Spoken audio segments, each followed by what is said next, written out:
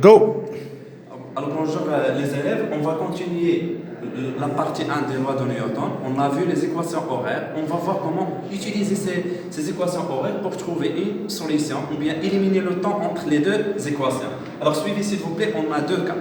Si le système ou bien le corps est lancé sans vitesse initiale, alors cette phrase, il faut lire bien l'énoncé d'exercice. Alors si je lis comme ça, le corps est lancé sans vitesse initiale, je dois marquer sans vitesse initiale et je dois écrire V0 égale à 0.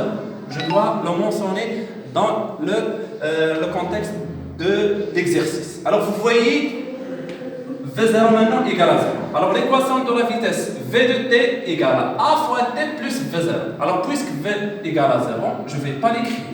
Alors si jamais la question, trouvez un exemple, trouvez VA ou bien VP. Alors voilà, VA égale à A fois t. Quel t c'est? T de A, t.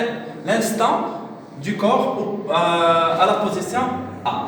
Alors on va utiliser l'équation horaire. Voilà l'équation horaire en général. X de t égale 1 demi A fois t au carré plus V0 fois t plus X0.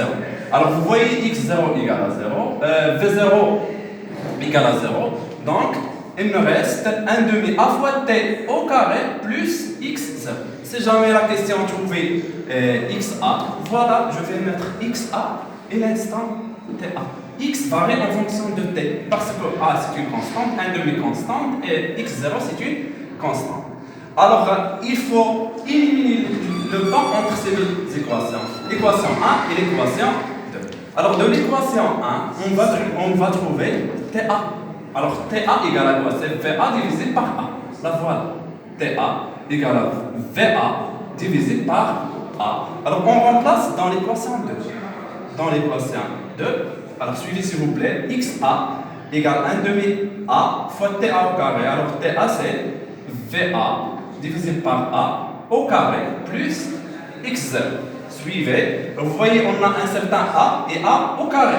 On va éliminer un A, il nous reste seulement un A. Vous voyez XA égale 1 demi fois VA au carré divisé par A plus X0. On va faire passer ce X0 vers l'autre côté, on aura XA moins X0 égale à VA au carré divisé par 2A.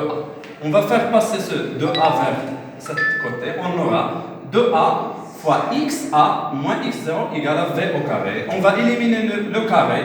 Voilà, vous voyez ici XA moins XO, c'est la distance OA. On a vu déjà ça, vous voyez. Par exemple, la distance AB égale à XB moins XA avec les valeurs absolues. Et bien OA, c'est XA moins XO. Et voilà, vous voyez 2A fois cette distance qui est égale à la distance OA égale à V au carré.